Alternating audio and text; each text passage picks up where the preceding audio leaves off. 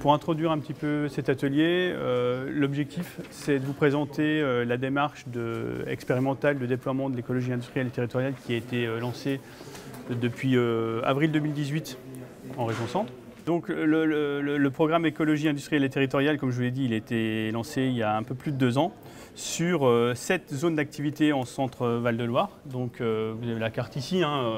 On a eu Épernon, Neuville-aux-Bois et Orme-Saran qu'on a regroupés, on l'expliquera tout à l'heure. Vendôme, Loches en Touraine, Bourges, à côté de l'échangeur d'autoroute là, et puis la zone industrielle de Châteauroux-Est. Donc ça a été lancé donc en partenariat avec le Conseil régional et l'ADEME, qui sont cofinanceurs, je préfère le préciser.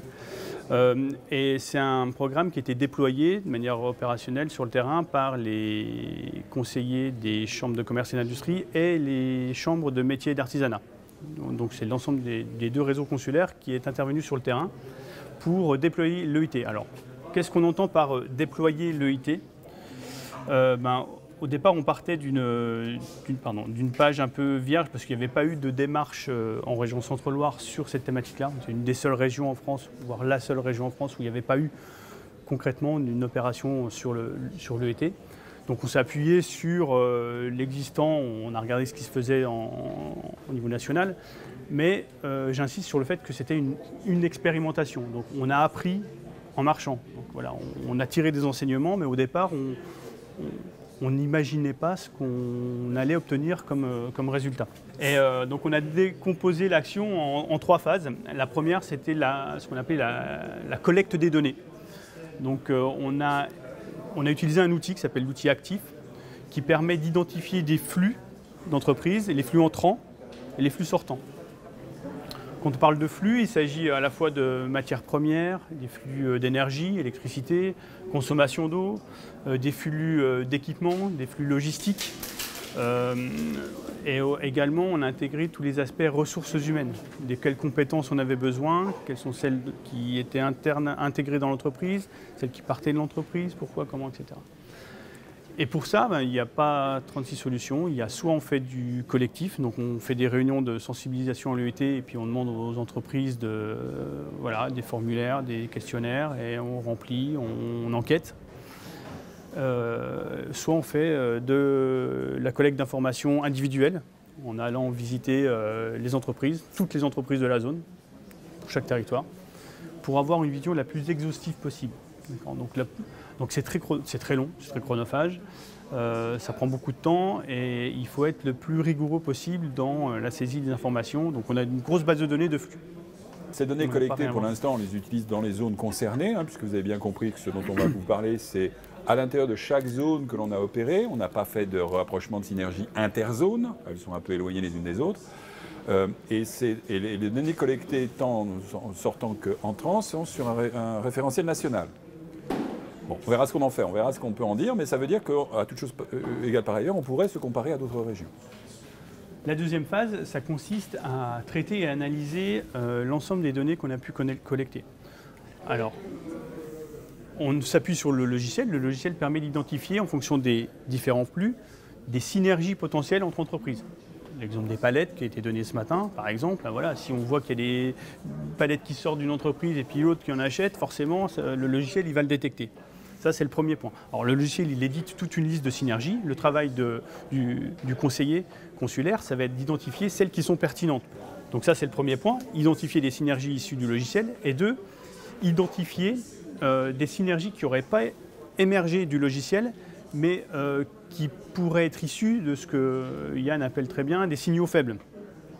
Les signaux faibles, c'est, voilà, j'ai entendu une entreprise au cours d'une réunion dire qu'elle avait besoin d'un conseiller hygiène et sécurité, mais qu'elle était beaucoup trop petite pour l'avoir à plein temps, donc un jour par semaine ça suffirait. L'autre a dit qu'elle avait besoin d'un, j'ai l'impression que c'est une plus grosse boîte, je pense que si elle le prend à 40% de l'ETP, ça pourrait être jouable. Est-ce que je ne pourrais pas trouver une boîte qui... Voilà. Donc ça, ce n'est pas issu du logiciel, c'est le conseiller qui a identifié des synergies potentielles et qu'on va aussi rajouter à la liste des synergies identifiées et à traiter. Et la phase 3, c'est toute la partie, une fois qu'on a identifié les synergies, on va les accompagner. Ça va consister à mettre des acteurs autour de la table, identifier un expert sur une thématique pour faire des études complémentaires, rédiger un cahier des charges,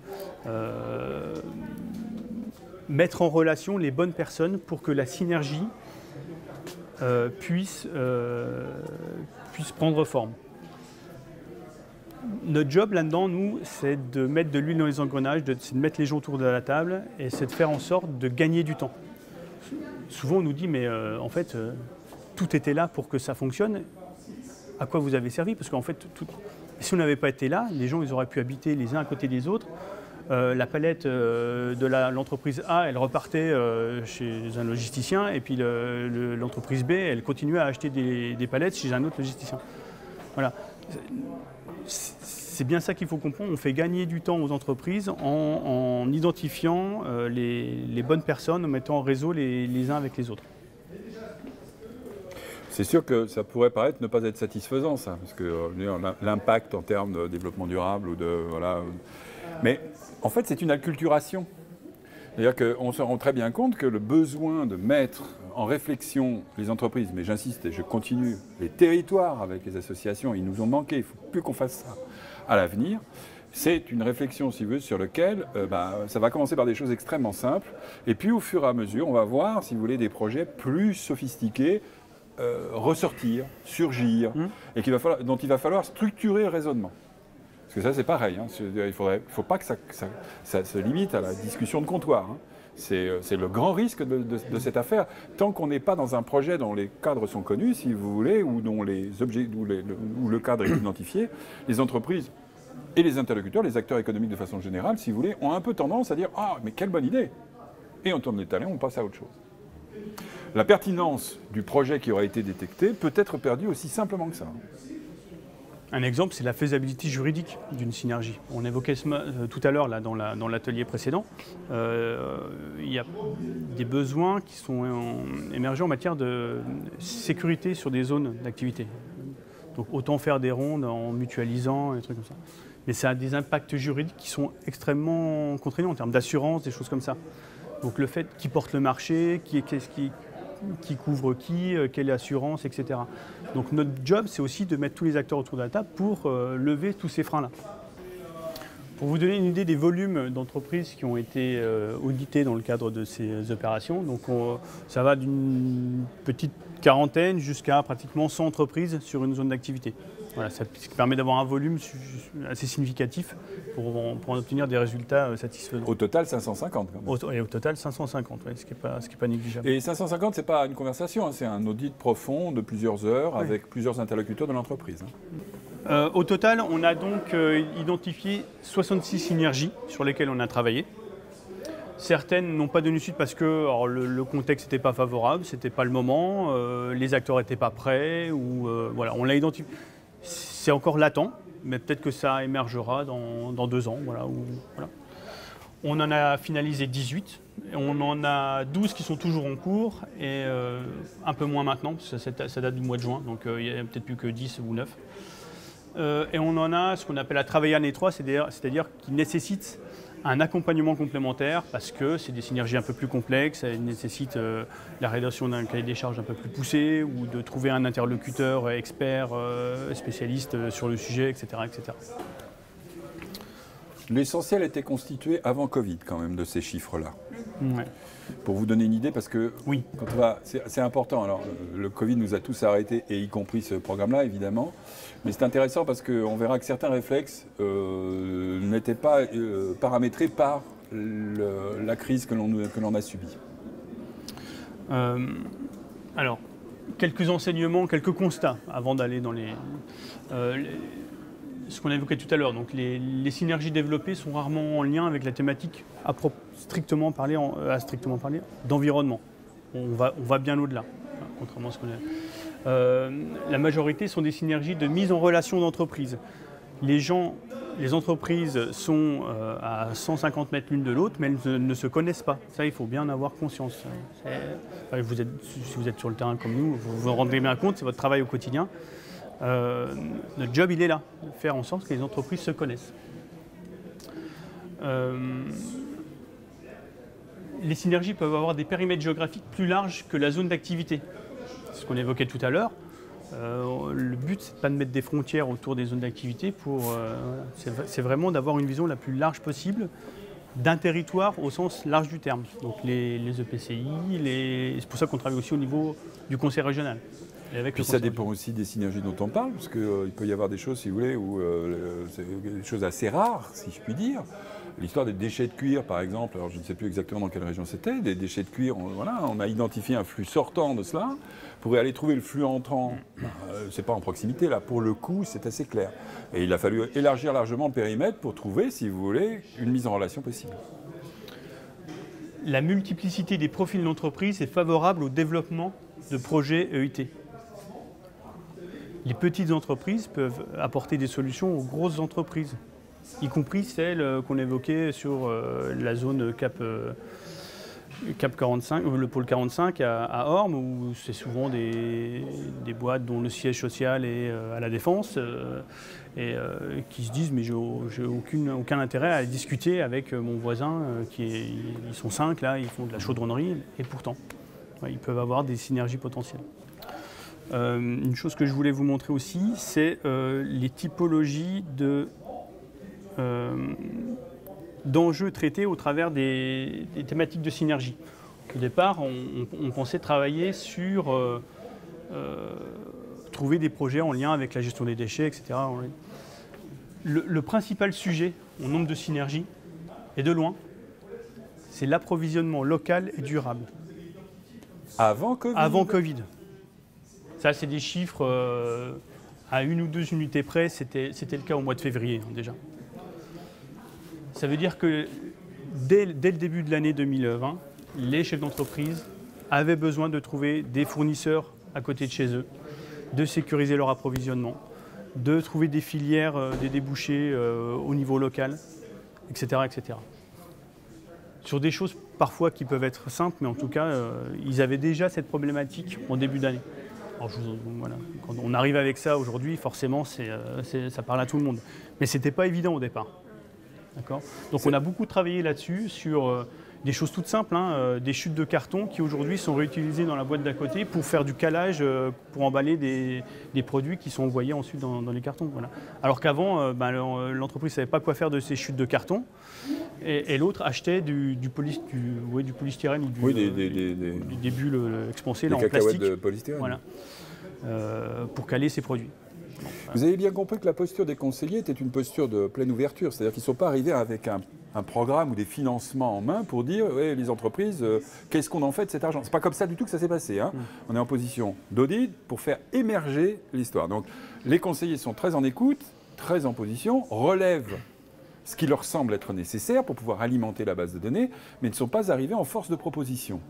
Ce qui sera peut-être nécessaire par la suite quand même, parce que sinon ça risque de nous prendre beaucoup de temps cette affaire. On a parlé aussi de services partagés, donc de sécurisation de zones, mutualisation de parking, de lavage de véhicules, mutualisation de services au sens large. Ça aussi, c'est quelque chose qui est apparu dans beaucoup de zones. Également, on a parlé de la mutualisation de compétences. Je parlais des formations sauveteurs secouristes, mais aussi sur d'autres thématiques, en particulier tout ce qui est formation réglementaire pour utilisation de machines spéciales, etc. Et puis un sujet aussi assez intéressant, il y a une entreprise qui est arrivée en disant mais moi je veux favoriser la biodiversité dans mon entreprise. Mais je trouverais un peu réducteur de le faire à l'échelle simplement de mon entreprise. Donc elle a trouvé dans la démarche EIT collective le périmètre un peu plus adapté, en tout cas plus large, qui lui permettait de mettre en place cette démarche d'accueillir la biodiversité dans, pour le coup, la zone d'activité complète, pas uniquement son périmètre d'entreprise.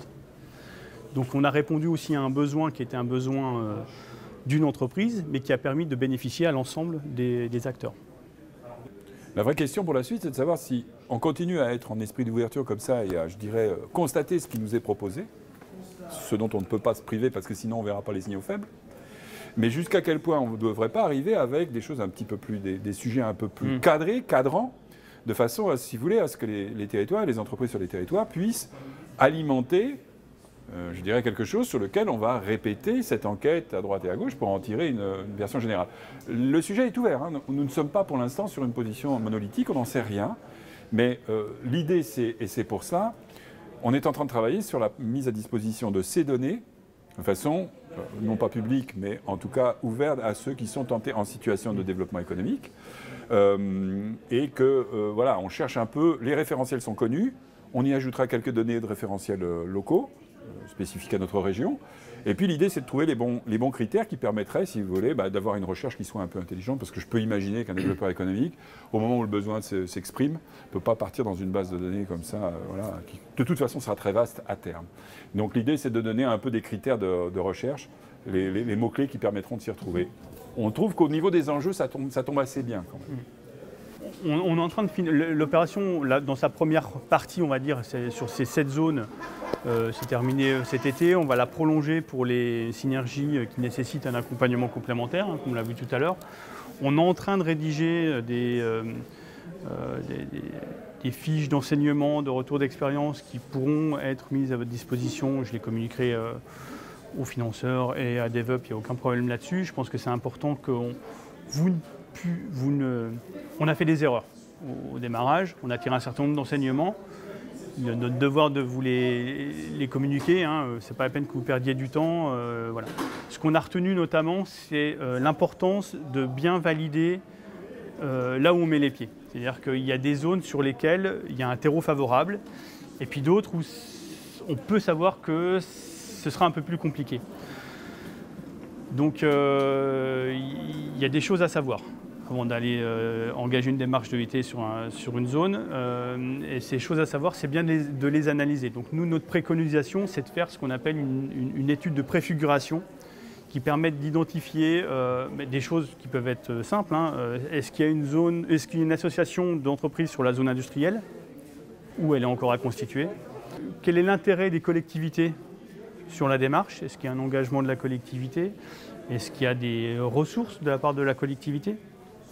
Est-ce qu'il y a des moyens financiers de la part de la collectivité? Tout ça, ça fait partie de choses qui vont simplifier grandement la vie. Concrètement, s'il n'y a pas d'engagement de la collectivité, s'il n'y a pas de zone d'association sur une zone d'activité, ça va être très compliqué. On va perdre un an et demi. Ne négligez pas le temps que vous aurez à consacrer sur ce genre de démarche si vous en menez une.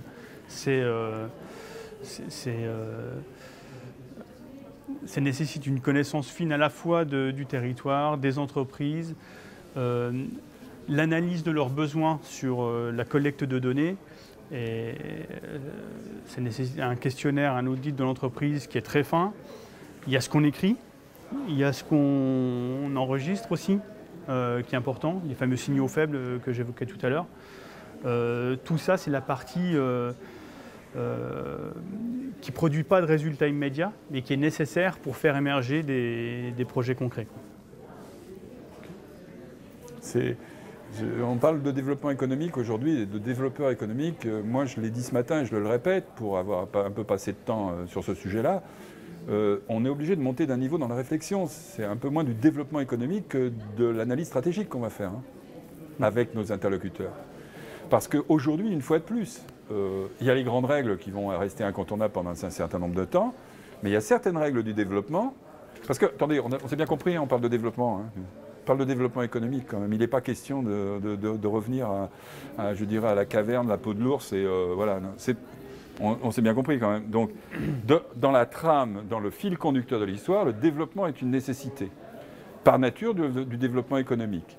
On cherche simplement à le faire de façon plus sobre, plus raisonnée, et résoudre des problématiques qui sont des problématiques qui, aujourd'hui, ne peuvent plus ne pas être traitées. Le bien commun est trop précieux, et les externalités négatives surtout sont trop nombreuses pour qu'on puisse rester en l'état. Mais en tout état de cause, aujourd'hui, il est clair, si vous voulez, que quand on a une démarche, on est souvent en situation d'être reçu, d'être perçu comme des gens qui arrivent avec des solutions, et puis aussi beaucoup de financement, enfin en tout cas c'est comme ça qu'on est attendu. Oui, sauf que c'est pas comme ça que ça se passe si on veut faire de l'économie circulaire. Les financements, malheureusement, on en aura aussi besoin, mais l'aménagement, la nature de la réflexion, la nature de la constitution du projet est d'un autre niveau. C'est beaucoup plus une analyse stratégique apportée avec les acteurs que l'application, je dirais, de règles qui sont déjà éprouvées, connues, dans lesquelles, pardon pour le... Voilà, mais un copier-coller est suffisant. Pardon pour le court-circuit dans le raisonnement, mais ce n'est pas du tout de ça dont il s'agit. Donc vos interlocuteurs, Chambre de commerce, Chambre des métiers, eh oui, je vais le dire, même moi, même moi. Et puis le lien commun, si vous le souhaitez, réitère, aujourd'hui on sait que ça va prendre corps. Merci pour votre attention. Mille merci, excellent après-midi.